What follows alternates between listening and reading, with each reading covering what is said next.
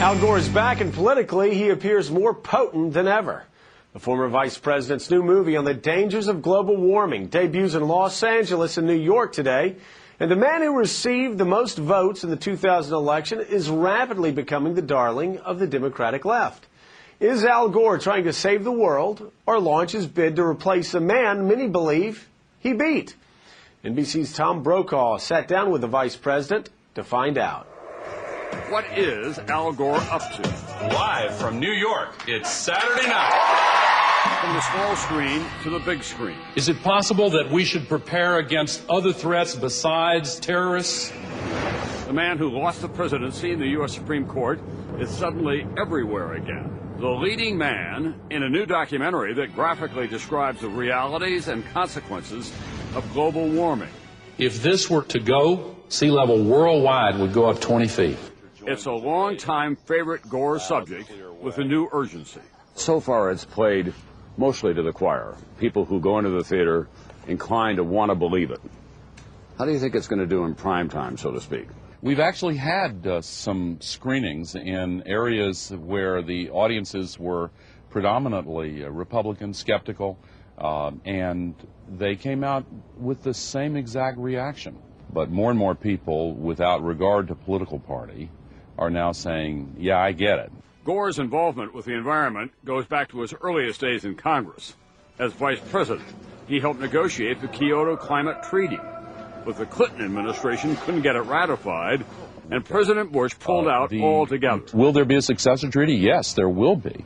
But the current administration is not even participating in that process. So I think the most crucial question is to try to convince the current administration within their remaining 2.5 years to change on this issue. But James Inhofe, the Oklahoma Republican who's chair of the Senate Environmental and Public Works Committee, calls global warming a great hoax. For his part, President Bush says he won't see the film starring his old adversary. I am Al Gore. I used to be the next president of the United States of America. Gore's high-profile involvement in this film and in other public appearances these days is causing a political buzz. Already your friends and admirers are saying to me, after seeing the film, he's running again. I have no intention of being a candidate again. No intention or a firm commitment? Well, no intention, no plans, and I am involved in a kind of campaign, but it's not for a candidacy, Tom. It's a campaign to change the minds of the American people. Change the minds of the American people about global warming. And maybe, just maybe, about Al Gore. So, should we all expect to see much more of Al Gore as the upcoming presidential race heats up? I'm joined now by Anna Marie Cox. She's a Time magazine columnist and author of Dog Days, and also by John Heilman. He's with New York Magazine and has written a fascinating piece this week called The Unhillary. Well, John, as we all know, Al Gore has a movie out on global warming. He's back, and some are saying he may run for president. Talk about the new Gore. Well, you know, the movie is an incredible kind of campaign document. Whether he runs or not, it's he comes across in this movie in a way that no one would remember, in a way that comports with no one's memory from 2000. He is kind of passionate and authentic and full of conviction and lacking utterly in caution and contrivance. And everyone I know who has seen this movie, and they have seen it at screenings across the country, are all kind of amazed, not just by the science of the movie, but by this new Gore that they see. And they're amazed and impressed, and suddenly everybody's taking a second look at him. You know, it sounds almost Nixonian, the new Nixon, the new Gore. You talked about Al Gore's Nixonian retreat.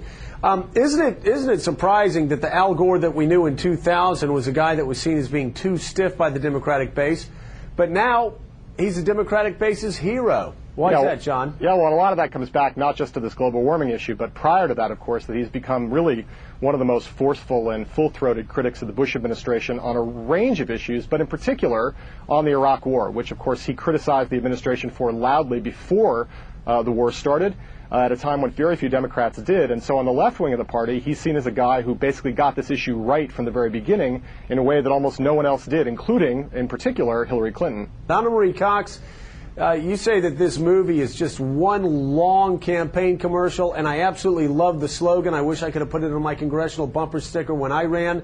Vote for me or die. Talk about it. Or we all die. We all die. It's a very terrifying film. I mean, I went into the movie already pretty convinced about global warming, and I came out of the movie terrified, really. And it's true, though, I don't know if I see it personally as a campaign ad, although I can tell you that people are definitely hoping that it is. John and I were both at the same screening, and you could really almost feel the hopefulness in the room of the journalists there that really wanted Al to run, not necessarily because they want to vote for him, but I think just because they think it'd be an exciting race. I think they want an un-Hillary as much as anyone else. Who would have believed, though, that, again, the Democratic base, Anna Marie, I'll send this one Which to you. Which includes journalists. That the Democratic base, which is, of course, you're right, it does include most journalists, that people would actually be excited about Al Gore running. I think what people are really excited about is what John gets to in the the title of his piece, the un-Hillary. I think there are a lot of people out there that want to have a legitimate challenger to her, that want to have someone who basically just isn't her. And it's also true, however, that Al Gore didn't have to become that much more lively to appear lively compared to what he used to be, if you know what I mean. So I think that that's part of it. I also think that part of it is journalists especially love it when you don't know what's going to happen. Love it when there's like a new horse in the horse race. So I think that his appeal really lies in the fact that no one knows what he's going to do. It's a great story. And John, a lot of people have said to you, if Al Gore had only been this way when he ran in 2000, he would have won. I always said, if Al Gore would have delivered one or two speeches like the one he gave when he was stepping out of the race, the guy would have been elected. What about Al Gore personally? When you sat down and talked to him for these interviews, did he seem to be a liberated man?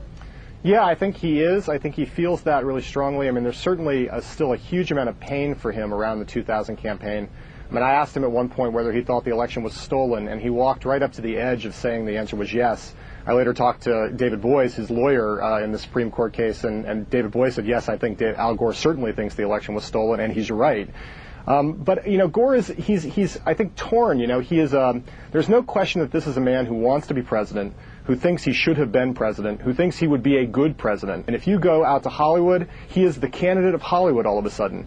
He is the candidate certainly of the Green movement, of the anti-war left, and of a lot of Democrats quietly in Washington who look at Hillary as a disaster in the making. Those people are all thinking, could this be the guy? No doubt about it. Anna Marie, I'll throw the last question to you. Do you think in the end Al Gore will jump into the race? No, I actually don't think so. I think right now he's a rock star. At these screenings, you can feel the rock star vibe complete down to the cell phone pictures people have taken with him. As soon as he becomes a candidate, he stops being a rock star.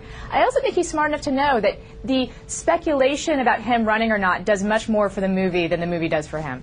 No doubt about it. Thanks so much. Greatly appreciate both of you being here, and I agree, Anna Marie. He probably is not going to run. It's a lot more. I've been in politics. I've been out of politics. It's a lot more fun being out of politics.